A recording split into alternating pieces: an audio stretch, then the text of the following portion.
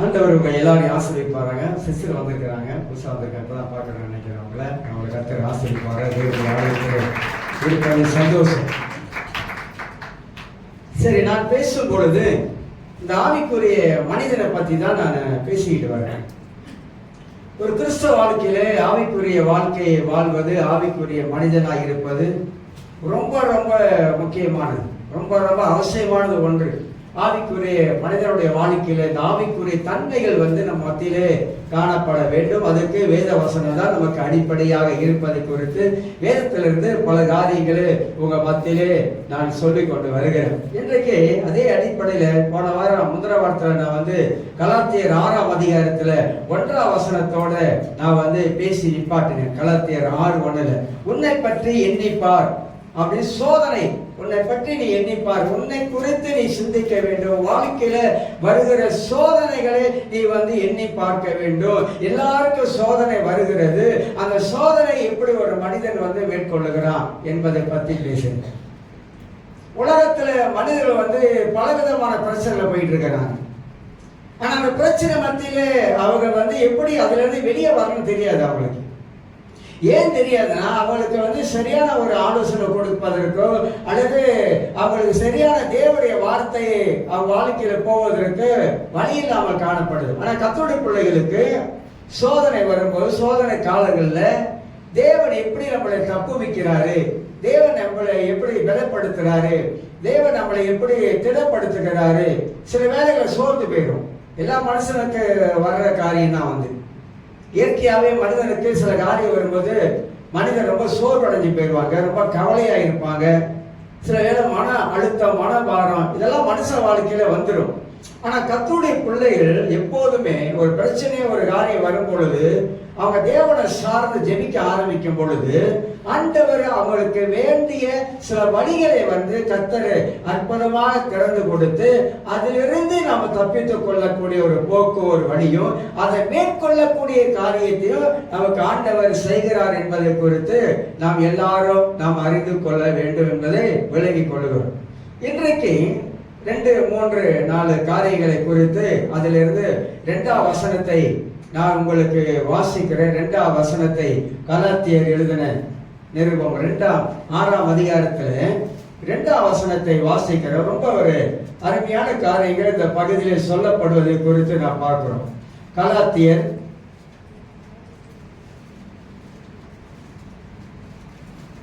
6ஆம் அதிகாரம்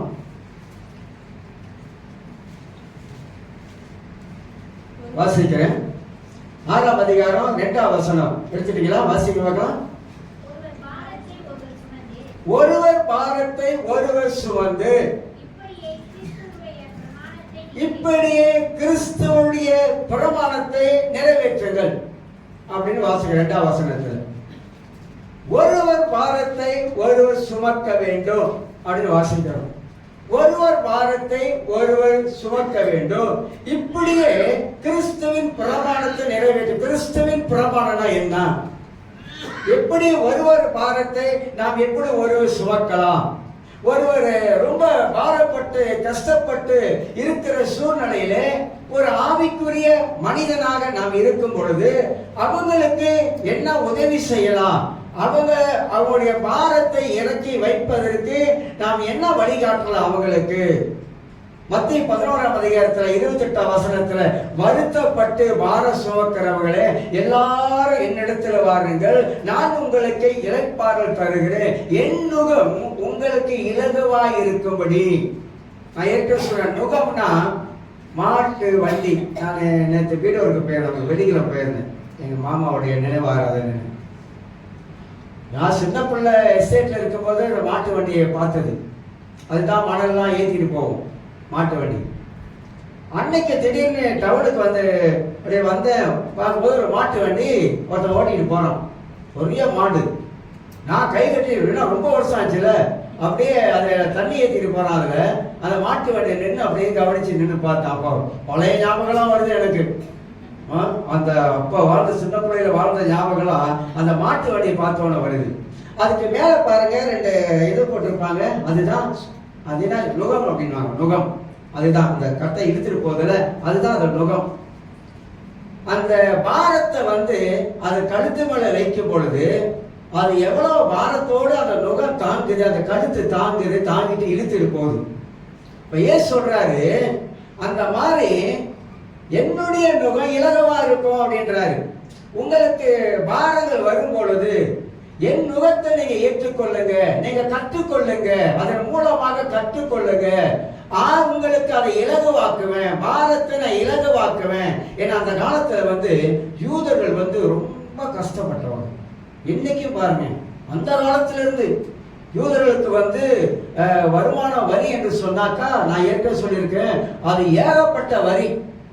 அதாவது நிலத்து வரி, வீட்டு வரி அப்படின்னு, வியாபார வரி, இப்படி. ஏன்னா யூதர்கள் அந்த காலத்துல நிறைய வியாபாரம் பண்ணவங்க அவங்க எல்லாம். இன்னைக்கும் பாருங்க பிசினஸ் அவங்கலாம் அதனால அந்த நாட்களில இந்த வரி பணத்தை போட்டு அவங்க மேல பெரிய ஒரு பாரத்தை சுமத்திட்டானுங்க. அதனால்தான் ஏன் சொல்றாரு, அந்த யூத மக்களை பார்த்து சொல்றாரு, வருத்தப்பட்டு பாரம் சுமக்கிறவர்களே, வரி மேல வரியை போட்டு உங்களுடைய பணத்தை எல்லாம் இப்படி சூறையாடுறானுங்களே, அந்த பாரம் உங்களுக்கு அழுத்தி கொண்டு இருக்கிறது. என்கிட்ட வாங்க, எல்லாரும் என்கிட்ட வாங்க. இயேசு கிட்ட எந்த ஒரு மனிதன் வருகிறானோ நிச்சயமாக அந்த மனிதனுடைய வாழ்க்கையில இருக்கிற பார சுமையை கர்த்தர் இலகுவாக்குவார்.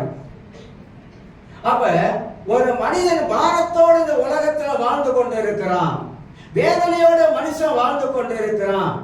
பாருங்க, இந்த 2030 ஆண்டுக்குள்ள, இன்னும் 4-5 வருஷத்துக்குள்ள உலகத்திலே பயங்கரமான பஞ்சம் வந்துடும் நினைக்கிறேன். பயங்கரமான உலகத்துல பயங்கரமான காரியங்கள் ஏற்பட போகுது 2030க்குள்ளாக. இது இப்ப உலகத்துடைய நாட்டு நடப்பை நீங்க கொஞ்சம் கவனித்து பார்த்தீங்கன்னாக்கா, இன்னைக்கு இந்த 3வது உலக போருக்கு அமெரிக்காவே 3வது உலக போரை கொண்டு வர்றதுக்கு பலவிதமான காரியம் செய்து கொண்டிருக்காங்க. நீ நல்லா கவனிக்கணும். திருச்சபை இந்த உலகத்துல ஆண்டவர் சபை வச்சிருக்கிறார். ஏன் உலகத்துல சபை வச்சிருக்கிறார்னாக்கா, உலகத்துல என்ன நடக்குது என்பதை குறித்து வேதாகமம் நமக்கு தெளிவாக எழுதி கொடுக்கப்பட்டிருக்கிறது. ஆகையினால்தான் ரட்சிக்கப்பட்ட தேவனுடைய பிள்ளைகள் நாம தேவனுக்கு பயந்து பக்தியாக ஒரு வாழக்கூடிய காலத்துல வந்திருக்கிறோம். கஷ்ட காலங்கள் வரும் பொழுது நம்முடைய விசுவாசம் நமக்கு நிக்குமா? கஷ்ட காலத்துல, பிரச்சனையான காலத்துல, பஞ்ச காலத்துல நம்முடைய விசுவாசம் நிற்குமா என்பதை தான் நாம் அறிந்து கொள்ள வேண்டும். ஆகினால நம்ம ஏனோதானமா இருக்கிற ஒரு காலம் அல்ல. இன்னொரு 4 வருஷத்துக்குள்ளாக 2030க்குள்ளாக இந்த உலகத்துல பயங்கரமான சூழ்நிலைகள் ஏற்பட போகிறது. யுத்தங்கள் பயங்கரமாக வரப்போகிறது, பஞ்சங்கள் வரப்போகிறது, விலைவாசிகள் இன்னும் அதிகமாக உயர்ந்து கொண்டே போக போகிறது. பழைய ஏற்பாட்டில் ஒரு வசனம் இருக்குது, கடைசி காலங்கள்ல ஒரு துண்டு ரொட்டி 7 வெள்ளிக்கு விற்கக்கூடிய சூழ்நிலை வரப்போகிறது. நம்முடைய வருமானம் இருக்காது, ஆனா விலைவாசிகள் அதிகமாய் கொண்டே போய் கொண்டே இருக்கும். இந்த மாதிரி இக்கட்டான நிலைமை வரும் பொழுது கர்த்தருடைய பிள்ளைகள் எந்த அளவுக்கு விசுவாச வாழ்க்கை வாழ முடியும்? அதுதான் கேள்வி. இப்ப நம்ம எல்லாரும் ஜாலியிலோ ஜும்கானானு வாழ்ந்துட்டு இருக்கோம். கை நிறைய பணம், கை நிறைய காசு, அதனால ஜாலியிலோ ஜும்கானானு நமக்கு கவலை இல்லாமல் வாழ்றோம். ஆனா அந்த நெருக்கடியான நேரம் வரும் பொழுது, ஏன்னா பைபிளை படிச்சு பார்த்தீங்க, புதிய ஏற்பாட்டு காலத்துல 1ஆம் நூற்றாண்டு காலத்துல பஞ்சங்கள் இருக்குது. பழைய ஏற்பாட்டில் புதிய ஏற்பாட்டில் பயங்கர பஞ்சங்கள், 13 பஞ்சங்கள் வந்திருக்குது. அந்த பஞ்சத்தின் மத்தியிலே மக்கள் எப்படி வாழ்ந்தாங்க? அந்த பஞ்சத்தின் மத்தியிலே மக்கள் எப்படி தேவனை பிடித்துக் கொண்டாங்க? அந்த பஞ்சத்தின் மத்தியிலே எப்படி புதிய ஏற்பாட்டில் கர்த்தருக்கு கொடுத்தாங்க, கர்த்தரை சார்ந்து வாழ்ந்தாங்க? இதெல்லாம் நம்ம நன்றாக அறியணும். அதனால்தான் தேவனுடைய பிள்ளைகள் தேவ பக்தியிலே வளர ஆரம்பிக்கணும். தேவனுடைய பிள்ளைகள் வேத வசனத்திலே அவங்க கட்டப்பட்டவர்களாக காணப்பட வேண்டும்.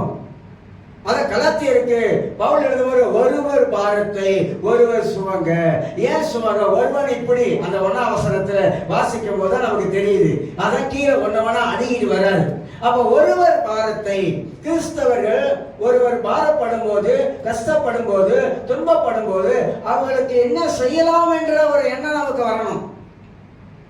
பண உதவி நான் சொல்லுங்க, அவங்களுக்கு என்ன மற்ற உதவி செய்யலாம், சாப்பாட்டுக்கு என்ன உதவி செய்யலாம், இதை நம்ம யோசிக்கணும். சங்கீதம் 41:1 சிறுமைப்பட்டவன் மேல் சிந்தை உள்ளவன் பாக்கியவன். சிறுமைப்பட்டவன் மேல், கஷ்டப்படுகிற மேல நம்முடைய எண்ணம் இருக்கணும், நம்முடைய சிந்தனை இருக்கணும். அவங்களுக்கு வேண்டிய சில நன்மைகளை நம்ம செய்ய வேண்டும். 2 ரொட்டி துண்டு இருந்தா ஒரு ரொட்டி துண்டு கொடுக்கணும், ஒண்ணு நம்ம சாப்பிடணும். அதுதான் வேதம் நமக்கு கற்றுக் கொடுப்பதை பொறுத்து நாம் அறிந்து கொள்ளுகிறோம். அப்படி என்றால் ஒருவர் பாரத்தை ஒருவர் சுமக்கும் என்ற இந்த வார்த்தையில நீங்க யோவான் 13ஆம் அதிகாரத்தை திருப்பிக் கொள்ளுங்க. யோவானுக்கு எழுதின சுவிசேஷம் 13ஆம் அதிகாரம். இந்த கிறிஸ்துவுடைய பிரமாணம் சொல்லப்பட்டிருக்கல, இந்த கிறிஸ்துவின் பிரமாணம் என்றால் என்ன என்பதை யோவான் 13ஆம் அதிகாரத்தில் வாசிக்கிற 34ஆம் வசனத்தையும் 35ஆம் வசனத்தையும், நீங்கள் ஒருவரில் ஒருவர் அன்பாயிருங்கள். இருக்கிறோமா? நீங்கள் ஒருவரில் ஒருவர் அன்பாயிருங்கள். ஆனா இப்ப எல்லாம் வம்பா இருக்குது. இதான் நீங்க பிரச்சனை. கிறிஸ்துவின் பிரமாணம் என்ன அங்க விளக்குறாரு. ஒருவர் பாரத்தை ஒருவர் சுமக்க வேண்டும் என்றால் நீங்கள் ஒருவரில் ஒருவர் அன்பாக இருந்தால் நிச்சயமாக நீங்கள் ஒருவரின் பாரத்தை ஒருவர் கொஞ்சமாக சுமப்பீங்க. சொல்லிட்டு அழகா சொல்றாரு, அது கீழே வாசிக்கும் போது சொல்றாரு, நான் உங்களில் அன்பாக இருந்தது போல நீங்களும் ஒருவரில் ஒருவர் அன்பாக இருங்கள் என்கிற புதிதான கட்டளையை உங்களுக்கு கொடுக்கிறேன் அப்படின்றார். நான் எப்படி உங்களில் அன்பாய் இருந்தது போல நீங்களும் ஒருவரில் ஒருவர் அன்பாய் இருங்கள். இந்த கட்டளையை பெரும்பாலும் யாரும் கை கொள்றதில்லை. மனிதன் இன்னைக்கு உலகத்தில் அன்பைதான் தேடுறாங்க. பல விதங்கள்ல அன்பைதான் தேடுறாங்க, பாசத்தை தேடுறாங்க. நம்ம மேல அன்பா பேச மாட்டாங்களா, நம்ம மேல அன்பா இருக்க மாட்டாங்களா? ஏன்னா மனிதன் உலகத்துல பலவிதமான பாடுகள் மத்தியில கடந்து போறாங்க. மனிதன் பலவிதமான பிரச்சனை மத்தியில கடந்து போறாங்க. மனிதன் பலவிதமான நெருக்கடி மத்தியில கடந்து போறாங்க. மனிதன் இன்னைக்கு பிள்ளைகள் மூலமாக மனம் உடைஞ்சு போய் நிற்கிறாங்க. இந்த அன்பு தான் ஒரு மனித வாழ்க்கையில அஸ்திபாரம். கிறிஸ்து எப்படி நம்மளை நேசித்தாரோ அது போல நாம மற்றவரை நேசிக்கணும். அந்த நேசம் தான் அவங்க வாழ்க்கையில் இருக்கிற காயப்பட்டா கூட அதை ஆத்திரும். நல்லா பேசுவது, நல்லா பழகுவது, சிரிச்சு பேசுவது, மூஞ்ச நீட்டா வச்சுக்கிட்டு இல்ல, சிரிச்சு பேசுவது, மகிழ்ச்சியா பேசுவது, சந்தோஷமா பேசுவது, நல்ல வார்த்தைகள் சொல்லுவது. நல்ல வார்த்தைகள் சொல்லுங்க. எந்த நிலைமையில இருந்தாலும் பரவாயில்ல, நல்ல வார்த்தைகளை சொல்லுங்க. வீட்டுல கணவன் மனைவி இருந்தா பாசமா இருங்க, பாசமா பழகுங்க. அதெல்லாம் நீங்க சொல்றதெல்லாம் நடக்காது பாஸ்டர், அதெல்லாம் நடக்கவே நடக்காது. உங்களுக்கு தெரியாது. நீங்க மேல நின்று நீங்க பேசுவீங்க, நீங்க பாருங்க அப்படின்னு நீங்க சொல்ற மாதிரி இருக்குது. இப்ப உங்க மனசுலயே நீங்க பேசிக்கிறீங்க, நீங்க பாருங்க நாங்க அப்படியே இருக்கிறோம், நீங்க பார்த்தாதான் உங்களுக்கு தெரியும். நீங்க ஈஸியா பேசுறீங்க. ஆமா நீங்க எப்படி இப்பெல்லாம் பேசிட்டாங்க. இப்ப நம்ம பிரசங்கம் பண்றோம், ஆனா மனசுல என்ன விட, ஆமா நீங்க எப்படி அப்பெல்லாம் கேட்டுக்குவாங்க மனசுக்குள்ள. நாங்க இல்லாத நீங்க பேசுறது இல்ல, இருக்கிறதான் பேசுறோம். அதெல்லாம் போய் ஆயிரும். அப்புறம் கடவுளுக்கு நம்ம கணக்கு கொடுக்கிற ஆளா மாறிடும். பாசம், ஒரு அன்பு, ஒரு அக்கறை, ஒரு கரிசனை, இதெல்லாம் நம்ம வாழ்க்கையில இருக்கணுங்க. அதுதான் ஒரு ஆவிக்குரிய மனிதன். யார் ஆவிக்குரிய மனிதனாக இருக்கிறாங்க சொல்லுங்க பார்க்கலாம். எப்படிப்பட்ட மனிதன் இவங்கதான் இந்த அன்பை வெளிப்படுத்துகிற மனிதனாக இருக்க. அன்பை வெளிப்படுத்தணும். நான் என்ன சொல்றேன், ஒரு வீட்டுல ஒரு கணவன் இருந்தா மனைவியோடைய மனசை புரிஞ்சுக்கணும். ஆமா சிலர் சொல்லுவாங்க, என்னத்தான் 40 வருஷம் 30 வருஷம் 50 வருஷம் கல்யாணம் பண்ணாலும் கூட இந்த மனைவியோட மனசை புரிஞ்சிக்கவே முடியாது. யார் சொன்னா? அவங்க அமெரிக்காவில் இருக்காங்க, நீங்க மலேசியாவில் இருக்கீங்க, அவங்க அமெரிக்காவில் இருக்காங்க. அதனால அவங்க மனசை ஒரே வீட்டில் தான் வாழ்றோம். அவங்களோட கேரக்டர் தெரியாது, அவங்களோட எண்ணம் தெரியாது, அவங்க மனசுல எதை நினைக்கிறாங்க அதெல்லாம் தெரியாது. இதெல்லாம் கண்டுபிடிக்கிறதுக்கு என்ன நம்ம என்ன எங்க போகணும்? இது அமெரிக்கா போகணுமா? நாசா கிட்ட போகணுமா கண்டுபிடிக்கிறதுக்கு? வீட்டுல இருக்கும் போது இந்த பெண்களுடைய மனதுல என்ன இருக்கு என்பதை ஒரு ஆண் கண்டுபிடிக்க முடியும். நான் சொல்றேன், புரிஞ்சிக்க முடியும். முகத்தை பார்த்தா தெரியும். ஓ, வாட்டமா இருக்குது, ஏதோ பிரச்சனை போல இருக்கு, உள்ளுக்க கொஞ்சம் வாட்டமா இருக்கு மூஞ்சி. அவன் நேரம் கிட்ட போயிட்டு, என்ன மூஞ்சி கொஞ்சம் வாட்டமா இருக்குது, மூஞ்சி சரியில்லையே, நேற்று இருந்த மூஞ்சி இன்னைக்கு இல்லையே அப்படின்னு முகத்தை பார்த்தா தெரியும். அந்த அழகு, முகத்துல அந்த அழகு வரும், ஒரு சோகம் வரும். சில வேலை ஏதாவது ஒரு பூனை வேலை செஞ்சுட்டு வந்தா கூட நம்ம கண்டுபிடிச்சிடலாம், இது ஒரு பூனை வேலை செஞ்சுட்டு வந்திருக்காங்க போல இருக்குது, அதனால தான் மூஞ்சில ஒரு செழிப்பு இல்லாம இருக்கு அப்படின்னு பக்குவமா பக்கத்துல உட்கார்ந்து, என்ன பிரச்சனை என்கிட்ட சொல்லு, தலைக்கு மேல உள்ள பிரச்சனை, பயப்படாத, அத்தான் இருக்கேன், அத்தான் இருக்கும் போது அத்தானுக்கு நீ பயப்படாத சொல்லணுங்க. நான் இருக்கிறேன், நீ ஏன் கவலைப்படுற, நான் இருக்கிறேன் என்னன்னு சொல்லி விஷயத்தை வாங்குங்க. அதை விட்டுட்டு இன்னும் மூஞ்சி தூக்கி பப்ளிக்கா மாதிரி வச்சிருக்கிற, ஒரு சிரிப்பா காணாம், சோத்தவனா போட தூக்கி பிளேட்டை போட்டு நீயே போய் போட்டுக்கோ அப்படின்ற சொல்றாங்களா? கொஞ்சம் இதாயிடுச்சுன்னா நீயே போட்டுக்கோ, உனக்கு போட தெரியாதா, உனக்கு கை இல்லையா, சமைச்சு அங்கதானே வச்சிருக்கோம். இப்படிலாம் என்ன நம்ம பேசிடுவோம். ஏன்?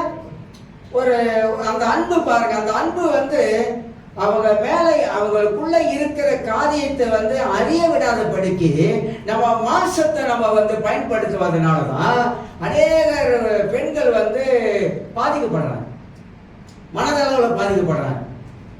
இவர் புரிஞ்சுக்க தெரியல, புரிஞ்சிக்காத புருஷன் எத்தனை பேர் இருக்காங்களா? அவர் புரிஞ்சிக்கவே என்னத்தான் நீங்க ஏபிசி அப்படி சொன்னா கூட அவர் சிஏபின்னு ஏபிசின்னு சொல்ல தெரியாது, சிஏபின்னு என்னதான் திருப்பி திருப்பி ஏபிசின்னு சொன்னாலும் இல்ல இல்ல சிஏபி தான் அப்படின்னு. அந்த மாதிரி புரிஞ்சிக்காத ஆளு இருக்காங்க, புரிய வைக்க முடியாது. எனக்கு சில வேலைகள்ல கிறிஸ்தவங்களை நினைச்சா ஆச்சரியமாவும் இருக்குது, இப்படியுமா வாழ்றாங்கன்னு அப்படின்னு கூட யோசிக்க வேண்டியது வரும்.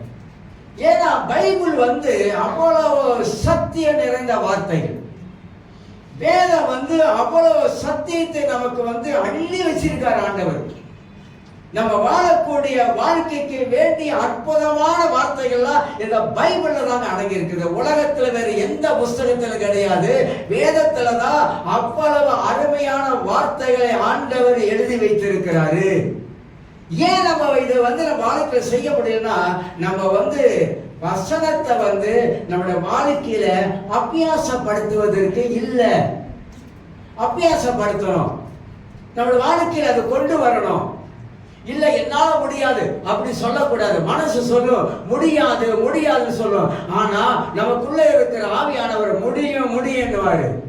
கர்த்தருக்கு நம்ம கீழ்ப்படிந்து நாம் செயல்படும் போது நிச்சயமாக அந்த இடத்துல ஒரு பெரிய விடுதலை உண்டாகும்.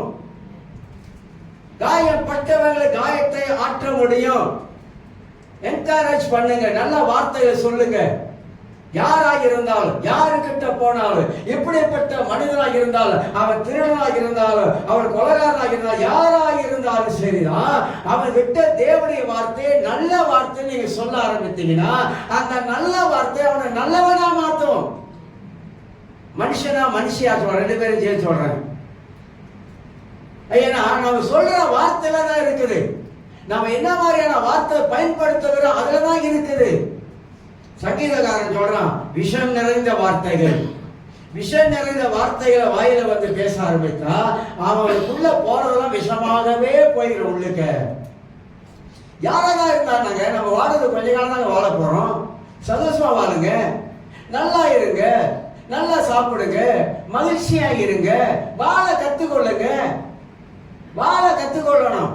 போராட்டம் இருக்குதான், மூக்குனா சரி இருக்குதான் செய்யும். வாழ்க்கையில அப்படி இருக்கும் இப்படி இருக்கும், எல்லாம் தத்தளிச்சு கொஞ்சம் வரதான் செய்யும். ஆனா மனதில் தைரியம் இருக்கணும்.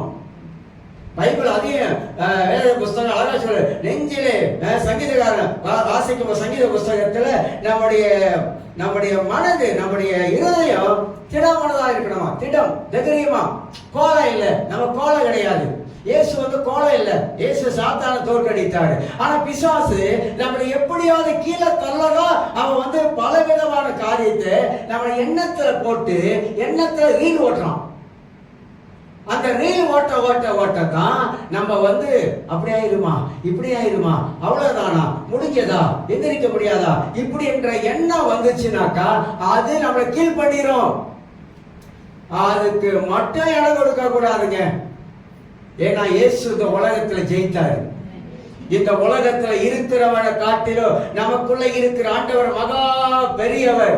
ஆபிரகாமை பார்த்து ஆண்டவர் சொல்றார், ஆதியாகமம் 17ஆம் அதிகாரத்துல ஆபிரகாமை பார்த்து சொல்றாரு, இப்படி சொல்றாரு, நான் சர்வ வல்லமுள்ள தேவன், சகல அண்ட சாதங்களையும் படைத்த சர்வ வல்லமுள்ள தேவன், எல்லாத்தையும் படைத்த கடவுள் நான் தான். எனக்கு முன்பதாக நீ எப்படிமா நடக்கணும், உத்தமனா நட. இது வரைக்கும் போய் பேசுறது போதும், தில்லுமுள்ளது பண்ணது போதும், அதோட நிப்பாட்டு. ஏன்னா அது வரைக்கும் அவன் தான் பண்ணிட்டு வந்தான். ஆனா இப்ப சொல்றாரு, நான் சர்வ வல்லமுள்ள கர்த்தர், நீ எனக்கு முன்பதாக உத்தமனாய் நட. கர்த்தருக்கு முன்பதாக நான் உண்மை உள்ளவராக, உத்தமராக, பரிசுத்த உள்ளவராக, நேர்மை உள்ளவராக, தேவனுடைய வார்த்தை கீழ்ப்படியவராக இருக்கும் போது தேவன் எப்படிப்பட்டவராக நம்முடைய வாழ்க்கையில செயல்படுகிறார் என்பதை நம்ம ஆவிலே நாம் உணர்ந்து கொள்ள முடியும். வாழ்க்கையில அப்படி வாழ ஆரம்பிக்கணும். அதுதான் தேவனுடைய அன்பு நமக்குள்ளாக கிரியை செய்வது. அப்ப ஆவிக்குரிய மனிதனாக நம்ம வாழ வேண்டும். மாம்சம் உள்ள இருந்தாலும் அதை கொஞ்சம் கொஞ்சமா வெட்டி நம்ம வாழ்க்கையில தள்ளிக்கிட்டே போகணும். ஒரு ஆவிக்குரிய மனிதன் உள்ளே எழும்பி கட்டி கொண்டே வரணும். ஆவிக்குரிய மனிதன் எந்த அளவுக்கு கட்டி எழுப்பப்படுகிறானோ அந்த அளவுக்கு நம்முடைய உள்ளத்திலிருந்து தெய்வீக அன்பு வெளிப்படும். ஒரு வசனம் இருக்குது, 1 பேதுரு நினைக்கிறேன், 1 பேதுரு 1ஆம் அதிகாரத்துல ஒரு அருமையான வார்த்தை. நீங்க பாருங்க, வேதம் தான் நமக்கு எல்லா விதத்திலும் நமக்கு வெளிச்சமாக காட்டுவதை நாம் அறிந்து கொள்கிறோம். வெளிச்சம் வேதத்திலிருந்து தான் வெளிச்சம் நம்ம வாழ்க்கையில வந்து கொண்டே இருப்பதை பார்க்கிறோம். 1ஆம் அதிகாரம் 1 பேதுரு, மன்னிக்கணும் 2 பேதுரு, 2 பீட்டர் 1ஆம் அதிகாரம் 4ஆம் வசனத்தை வாசிக்கிறேன். இச்சைகளினால் உலகத்தில் உண்டான கேட்டுக்கு தப்பி ஜீவிய சுவாபத்துக்கு பங்குள்ளதாகும் பொருட்டு, அந்த ஜீவிய சுவாபம் இருக்குல்ல, ஜீவிய சுவாபம் தமிழ்ல போட்டிருக்கு, தெய்வீக சுவாபம். என்னதான் தெய்வீக சுவாபத்துக்கு பங்கு உள்ளவராக மாறும் பொருட்டு அப்படி வாசிக்கிறார். தெய்வீக சுவாபம் நமக்குள்ளாக இருக்கணும். அந்த தெய்வீக சுவாபம் என்ன? அந்த தெய்வீக சுவாபத்துல ஒன்றே தேவனுடைய அன்பு. அந்த அன்பு நமக்குள்ளாக இருக்கும் பொழுதா அது வெளிப்பட ஆரம்பிக்கிறது என்பதை அறிந்து கொள்ள வேண்டும். ஆகையினால ஒரு மனிதன் பார சுமையோடு இருக்கும் பொழுது அவனை பார்த்துட்டு போயிடக்கூடாது. நீதிமொழிகள் வசனம் இருக்குது, உனக்கு அதாவது இப்படி எனக்கு செய்யத்தக்க உதவி செய்யத்தக்க அளவுக்கு எனக்கு இருக்கும்போது அந்த உதவியை செய்யாமல் போகக்கூடாது. என்னால் முடியும், ஒரு உதவி செய்ய முடியும் என்னால அப்படின்னு இருக்கும்போது அந்த உதவியை செய்யாம போறல, அதே பாவம். அப்ப இந்த ஒருவர் வாரத்தை ஒருவர் சுமக்க வேண்டும் என்றால் நமக்கு தெய்வீக அன்பு தேவை. தெய்வீக அன்பு இருந்தா தான் மற்றவங்களுக்கு நம்ம உதவி செய்ய முடியும். தெய்வீக அன்பு இருந்தா தான் மற்றவங்களுக்கு நம்ம அக்கறை காட்ட முடியும். தெய்வீக அன்பு இருந்தா தான் அந்த அன்பு அவங்க தேவைகளை சந்திப்பதற்கு அவங்க உள்ளத்துல ஏவாறு ஆவியானவர். இதெல்லாம் ரொம்ப அவசியம். ஒரு திருச்சபையா இருந்தா அந்த திருச்சபையில ஒரு குடும்பம் ரொம்ப கஷ்டப்படுறாங்கன்னா யார் உதவி செய்யணும்? பவுல் தீமோத்தேயுக்கு சொல்லும் பொழுது இப்படி சொல்றாரு, பக்தி உள்ள குடும்பம், உண்மை உள்ள குடும்பம், விசுவாசம் உள்ள குடும்பம், இந்த விசுவாச குடும்பத்தாருக்கு உதவி செய்யும். சபையில யாராவது ரொம்ப கஷ்டப்படுறாங்க, சாப்பாடு கூட இல்லாத சூழ்நிலை கஷ்டப்படுறாங்க அப்படின்னா திருச்சபையாகப்பட்டது அந்த விசுவாச குடும்பத்தாருக்கு உதவி செய்யணும். கண்டு காணாமல் போகக்கூடாது. பைபிள் அப்படியெல்லாம் நமக்கு ஏன் உதவி செய்யணும்? அவங்க விசுவாச குடும்பத்தாரு சபைக்குள்ள இருக்கிறாங்க, அவங்க கஷ்டப்படுறாங்க, அவங்களுக்கு தேவனுடைய அன்பை நம்ம தான் வெளிப்படுத்தி காட்டணும். நம்ம தான் வெளிப்படுத்தணும். ஒரு பாரத்தை நாம சுமக்கக்கூடிய ஆட்களாக காணப்பட வேண்டும். 35 வாசிக்கிறேன். நீங்கள் யோவான் 13:35 நீங்கள் ஒருவரில் ஒரு அன்புள்ளவராய் இருந்தால் அதனால் நீங்கள் என்னுடைய சீசர் என்று எல்லோரும் அறிந்து கொள்வார்கள். நாம் இயேசுடைய சீசர் என்று அறிந்து கொள்வதற்கு நாம் ஒருத்தருக்கு ஒருத்தர் நாம் அன்பு காட்டுவது அவசியம். அக்கறை காட்டணும். அதுதான் வேதம் நமக்கு ரொம்ப அழகாக கற்பிக்கிறது என்பதை நான் விளங்கிக் கொள்கிறேன். 2வது காரியத்தில் பார்க்கிறோம், ஒருவர் நாம் என்ன பாரம் சுமக்க வேண்டும். ஆவிக்குரிய மனிதன் இதெல்லாம் தாம் மனதில் வைக்கக்கூடிய ஆட்களாக இருக்க வேண்டும் என்பதை நான் விளங்கிக் கொள்கிறோம். 3வது ஒரு முக்கியமான காரியம், இதுல 16 காரியத்தை உங்களுக்கு நான் எடுத்து காட்ட விரும்புகிறேன். அந்த 3வது பாயிண்ட்ல இருந்து 16 காரியத்தை உங்களுக்கு நான் சொல்ல பிரயாசப்படுகிறேன். ஒருவருக்கு ஒரு பாரத்தை நாம் என்ன செஞ்சிட்டப்ப நாம பார்த்திருக்கிறோம். இந்த 3வது வசனத்தை கலாத்தியர் 6ஆம் அதிகாரத்தை திருப்பிக் கொள்ளுங்க. கலாத்தியர் 6ஆம் அதிகாரம் 3வது வசனத்தை வாசிக்கிறேன். ஒருவர் தான் ஒன்றுமில்லாதிருந்தும் தன்னை ஒரு பொருட்டென்று எண்ணினால் அவன் தன்னைத்தானே வஞ்சிக்கிறனாவான். தன்னைத்தானே, அதாவது ஒன்றுமில்லாமல் சில பேர் பீத்திக்குவாங்க. பார்த்தீங்களா? ஒன்றுமில்லாத பெரிய பீத்தலோ பீத்திக்குவாங்க, பெரிய பெருமையா. பார்த்துருக்கீங்களா? ரொம்ப பெருமையா, ஆனா ஒன்றும் இல்லை, ஆனா பேச்சுல பெருமை. இப்படி பல விதத்துல தங்களுடைய பெருமையை வெளிப்படுத்த ஆரம்பிப்பாங்க. இதுல 16 காரியங்களை உங்களுக்கு நான் சொல்ல பிரயாசப்படுகிறேன். அதாவது ஒரு மனிதன் ஒன்றுமில்லாத இருக்கும் பொழுது தன்னை ஒரு பொருட்டு அவன் என்றான் பாருங்க, அது தப்பு. வேதம் கத்துக் கொடுக்கிறது பாருங்க. நமக்கு ஆண்டவர் இந்த வசனத்தின் மூலமாக நமக்கு என்ன கற்றுக் கொடுக்கிறான்னு சொன்னா, ஒரு மனிதனுக்குள்ளாக பெருமையான எண்ணம் வருதுல்ல, அதே அவன் வாழ்க்கையில் அவன் சறுக்கி கீழே விழ போறான்னு அர்த்தம். ஏன் நமக்கு பெருமை வரக்கூடாது? இயேசுவே தாழ்மையா வந்தார். இயேசுவே தாழ்மையை சீசர்களுக்கு கற்றுக் கொடுத்தார். சீசர்கள் 3 வருஷம் இயேசுவோடு இருக்கும் பொழுது எல்லா காரியத்தையும் ஆண்டவர் கற்றுக் கொடுத்து கொண்டே வந்தாரு. சீசன் என்பவன் மாணவன், அவன் கற்றுக்கொள்ளக்கூடியவன், படிக்க வேண்டியவன். இயேசுவிடத்துல அநேக காரியங்களை இந்த சீசர்கள் படித்து கொண்டார்கள்.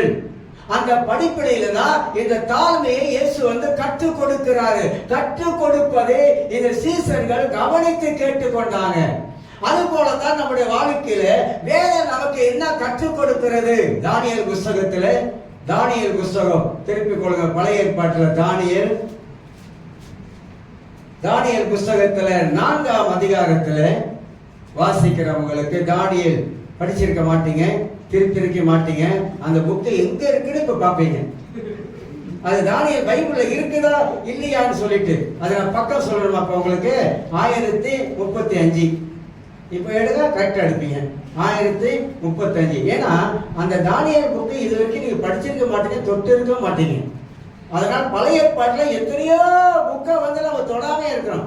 இல்ல பாஸ்டர், புதிய ஏற்பாட்டுல நாங்க தொடர்றது இல்லை பாஸ்டர். இல்ல பாஸ்டர், நாங்க சர்ச்சுக்கு பைபிள் கொண்டு வரோமா, அப்புறம் வீட்டுக்கு போறோமா, அதை பத்திரமா ஒரு பக்கம் வைக்கிறோமா, அப்புறம் மறுநாள் வாரம் ஞாயிற்றுக்கிழமை வருதா, அப்ப அந்த பைபிள் எடுத்துட்டு நாங்க சர்ச்சுக்கு வரோமா, அது புதுசா வாங்கினது பாஸ்டர். அது பாருங்க, 7 கூட பிரிக்காம அப்படியே இருக்கும். பாத்தீங்களா? ஒட்டிட்டு இருக்கோம், ஒன்னோட ஒன்னா ஒட்டிட்டு இருக்கும். அதுதான் நமக்கு விசுவாசத்தை ஏமாத்தி வஞ்சிக்கிறது. இதான் ஒரு காரணம். வாசிக்கிறேன் 4ஆம் அதிகாரத்துல 30ஆம் வசனத்தை 27 இருந்து நான் வாசித்து காட்டுகிறேன்.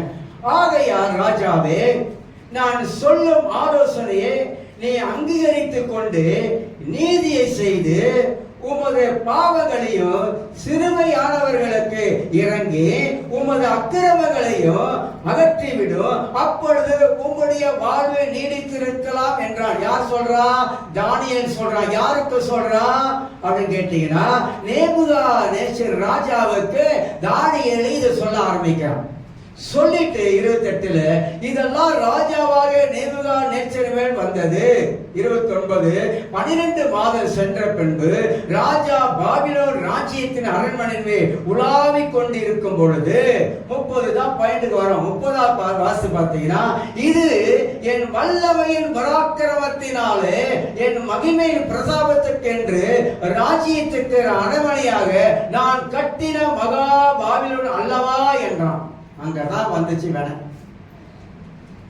இது நான் கட்டின பாபிலோன், என்னுடைய மகா வல்லமையானது. எந்த ஒரு மனிதன் நான் நான் நான் நான் இது நான் கட்டின சபை தெரிஞ்சுக்க வேண்டியதான். பின்னால் ஒரு குழியை நம்மளே நோண்டிக்கிறோம் அப்படின்னு. நான் கட்டினது, இது நான் செஞ்சது, எல்லாம் நான் என்ற வார்த்தை வருது பாருங்க. அது பெருமைக்கு ஒரு அடையாளம். எந்த சபையை மனிதன் கட்ட முடியாது. ஆண்டவர் தான் திருச்சபை கட்ட முடியும். ஆண்டவர் தான் திருச்சபைக்கு ஆத்துமாக்களே கொண்டாந்து சேர்க்க முடியும். மனிதனை இந்த உலகத்தில் ஆண்டவர் ஒரு கருவியாக வச்சிருக்கிறார். ஆனா அந்த பெருமை தான் இந்த மனித வாழ்க்கையை அடிச்சு கொண்டிருக்குது. இன்னைக்கு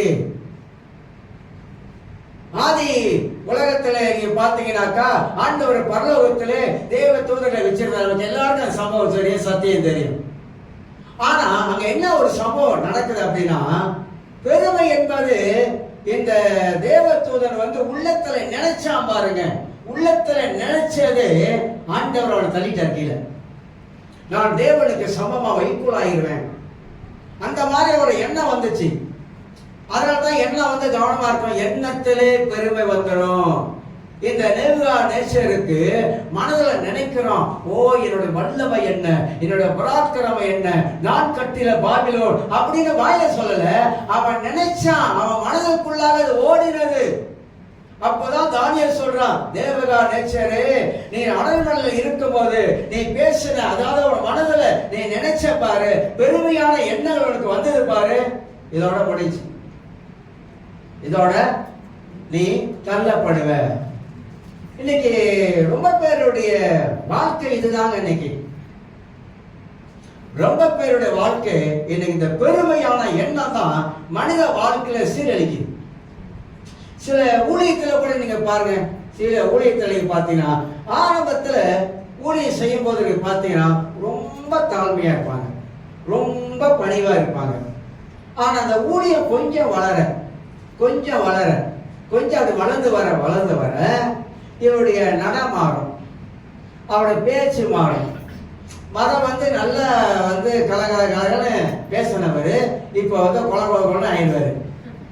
பேச்சுல நின்றுடும், ஸ்டைலா ஒரு வேற மாதிரி ஆயிடும், ஒரு வேற மாதிரி ஒரு ரேஞ்சுக்கு வந்துட்டார்ல இப்போ அதனால அவருடைய மனதுல எண்ணத்துல தான் ஒரு பெரிய ஆளு, நான் பெரிய ஆளு, மற்றவங்கள எனக்கு கீழே தான். இயேசுவோட பெரிய ஆளு மனுஷன் வந்துட முடியுமா? ஆனா இவங்க என்ன நினைக்கிறாங்க, இன்னைக்கு அற்பமா ஆரம்பிச்சவங்க போக போக போக போக என்ன ஆயிடுச்சுன்னா மண்டப்படுத்துறது. மண்டப்படுத்த கையோட எல்லா லெவலும் மாறிடுது, வித்தியாசமா மாறிடுது. ஒரு முறை நான் ஒரு பாஸ்டர், எங்க பைபிள் ஸ்கூல்ல படிச்ச பிரின்சிபல், அவர் முன்னாள் பிரின்சிபலாக அவர் 70 வயசு பர்த்டேக்கு போயிருந்தேன். அப்போ நான் நடந்த சம்பவம், நான் வாஜா காடி தான் வச்சிருந்தேன் அந்த டைம். நான் பெரிய புது கார்டெலாம் வாங்கி பாய்ச்சதில்லை.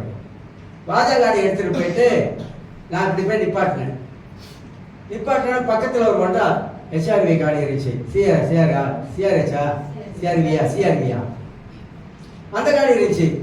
அப்போ நான் இங்கே போட்டுட்டு அப்படி அந்த கண்ணாடி திறந்துச்சு. அப்போ அந்த பாஸ்டர் கூப்பிட்டு நான் சொன்னேன், பாஸ்டர் கண்ணாடி திறந்துருக்கு பாஸ்டர் அப்படின்னு. இதுதான் சொன்னேன், அது ஊன் காடி, இது ஏன் காடி. ஏன்னா என் காடி வாஜாவாம், அவர் காடி ஒண்டாவாம். அதனால அது ஊன் காடி. நான் அதே கேட்டேன், கண்ணாடி திறந்துருக்கு பாஸ்டர்.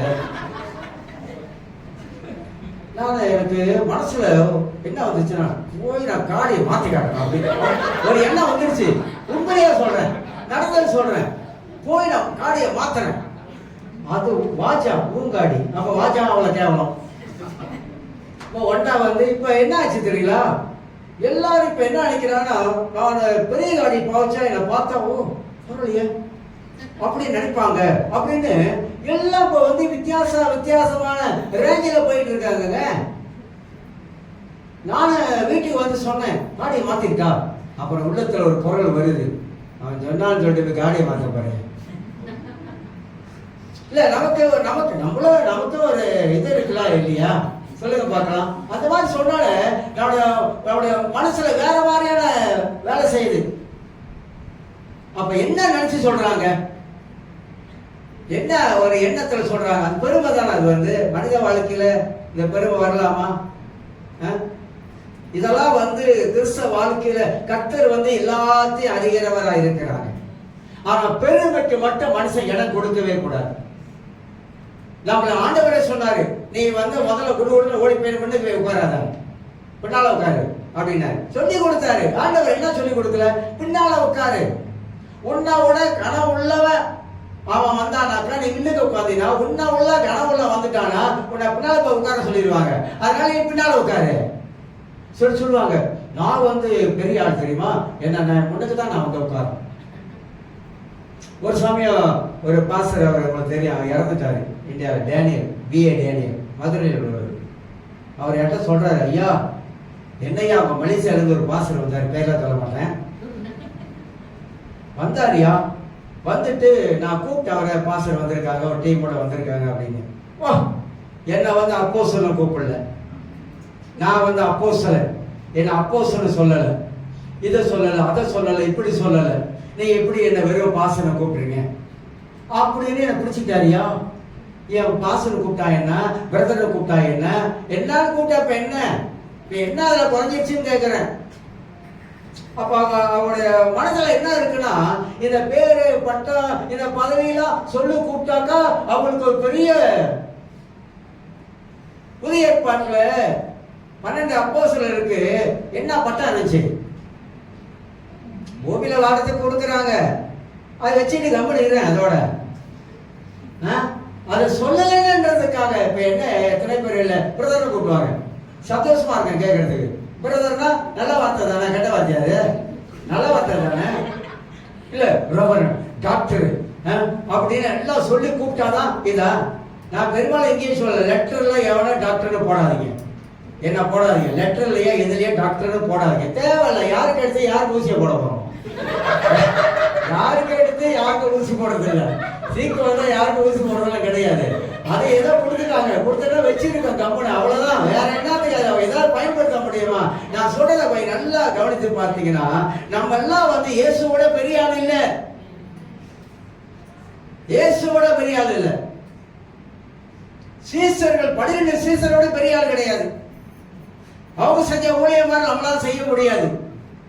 அப்ப நமக்கு என்னத்துக்கு இந்த பெருமைன்னு கேட்கிறேன். ஏன் இந்த பெருமை? ஆகையால்தான் இந்த பெருமைக்கு வந்து சாத்தானா மூல காரணமா இருக்கிறான்.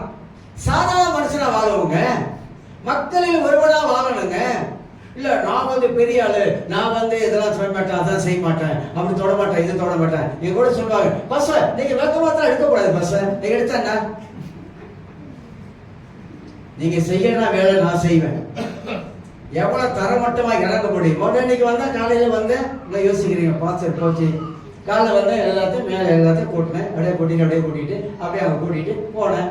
என்ன குறைஞ்சிட்டேன், நான் எங்க அப்பாவுக்கு வேலை செய்வேன், பெருமைக்கு இல்லை.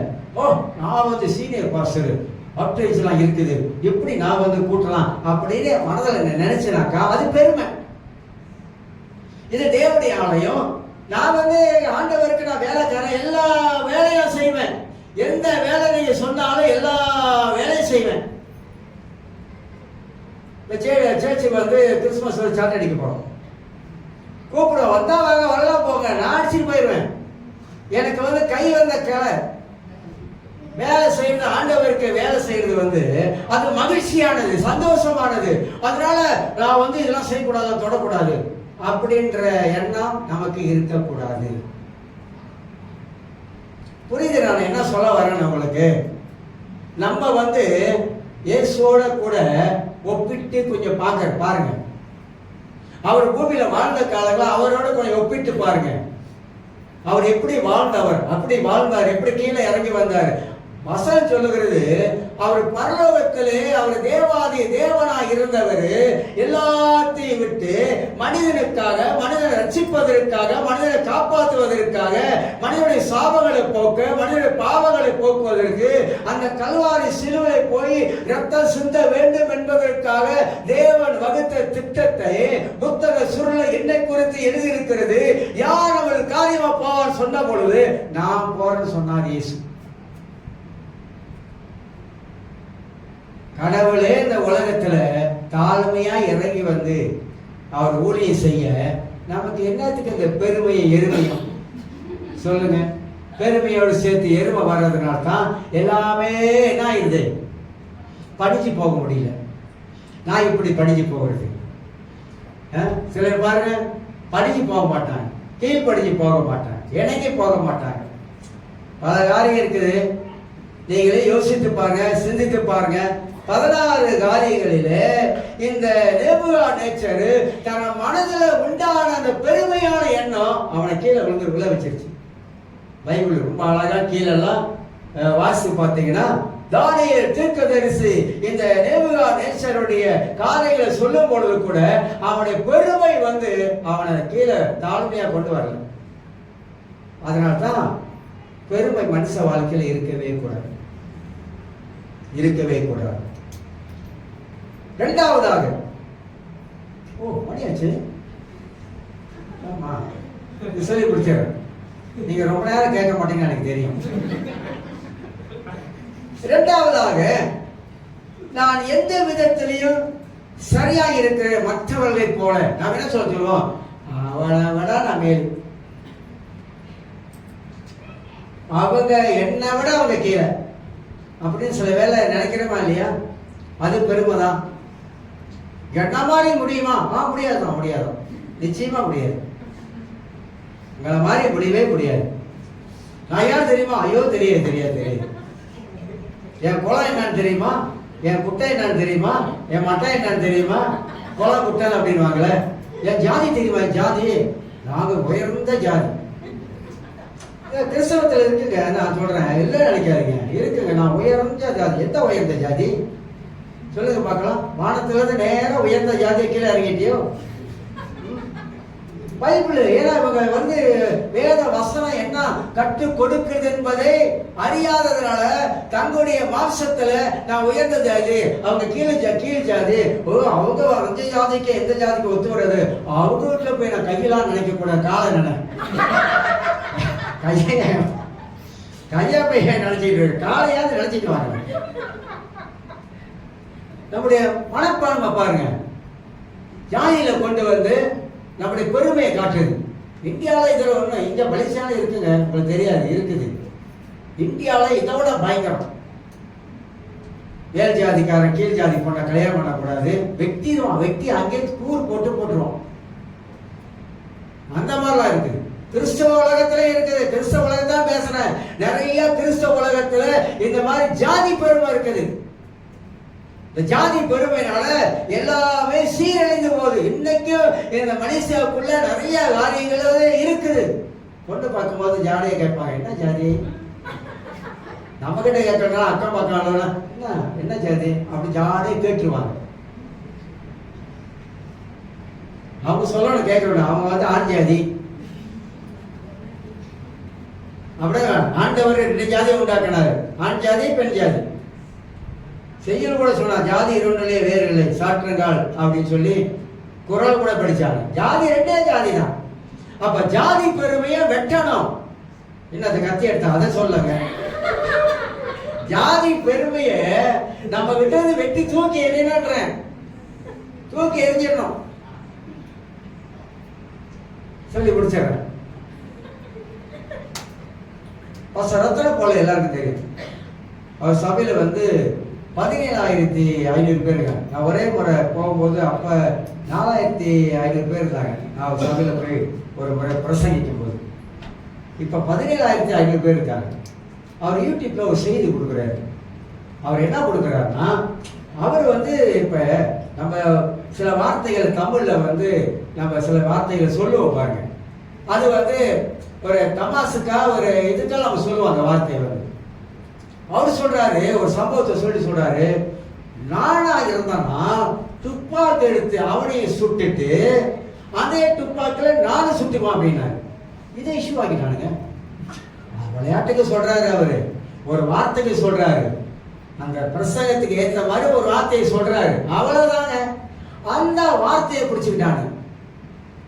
அப்ப இவர் ஊழிகாரா, இவர் அவனை சுற்றுவாரா, இவரை தற்கொலை பண்ணிக்குவாரா? வாழ்க ஈர பேனாக்கி பேன பெருமாளாய் பார்க்கிறாளுங்க. சும்மா சொன்ன வார்த்தைக்கு அந்த மாதிரி இன்னைக்கு கிறிஸ்துவ உலக இந்த மாதிரி காரியத்திலிருந்து விடுதலை ஆகணுங்க. ரட்சிக்கப்பட்டுட்டோம், நல்லது, ரட்சிக்கப்பட்டுட்டோம். இயேசுவை ஆண்டவர் என்று நாம் எல்லாரும் ஏற்றுக்கொண்டோம். ஆனா சில தோலை உரிக்க வேண்டியதெல்லாம் உரிக்காமல இருக்குது. அதுதான் பிரச்சனை. இன்னைக்கு இயேசுவை ஏற்றுக்கொண்டோம், ஆனா சில கழிக்க வேண்டியது வேண்டாததெல்லாம் இன்னைக்கு அப்படியே வச்சுக்கிட்டு இருக்கிறோமே. அது இருக்கவே கூடாது, இருக்கவே கூடாது. கர்த்தர் ஒரு நாள் மேல போனா, நீ என்ன ஜாதி அப்படின்னு கேட்பாரு. நீ பூமியில இருக்கும்போது இந்த ஜாதி சொன்னல, இந்த ஜாதி எல்லாம் வரக்கூடாது அப்படின்ட்டாருன்னா என்ன பண்ண போறோம்? இந்த ஜாதி கூட்டம் இங்க இல்ல, அது கீழே இருக்குது, போயிருட்டு. மனிதனுக்கு பெருமை வெட்டம், அறியாமலே பெருமை காலில் இருந்து மண்டை வரைக்கும் ஏறும். தெரியுமா? நம்மளை அறியாமலே சில வேளை நம்மளை பெரிய ஆளா நினைக்கிறபடியாக நம்மளோட மனதில் அது செயல்படும். அப்ப நமக்குள்ள இருக்கிற ஆவியான சொல்லுவாரு, உன்னை அறியாமல ஒரு பெருமை ஏறிக்கிட்டு இருக்கு, அந்த பெருமை எருமையாக்கி கீழே தள்ளிடுவாரு. ஆக எனக்கு அருமையானவர்களே, கலாத்தியர் புஸ்தகம் சொல்லுகிறது 6ஆம் அதிகாரத்துல, நம்ம ஆவிக்குரிய மனிதனா, ஆவிக்குரிய வாழ்க்கை வாழ்றோமா, ஆவிக்குரிய சிந்தனை இருக்குதா, நல்ல எண்ணம் இருக்குதா, நல்ல காரியத்தை சிந்திக்கிறோமா? சொல்லுவாங்க கெட்ட எண்ணம். என்ன எண்ணம்? கெட்ட எண்ணம் அப்படின்னா ஏன் அந்த கெட்ட எண்ணம்? நல்ல எண்ணமா தான் இருக்கட்டுமே. எல்லாரும் எழுதுங்க.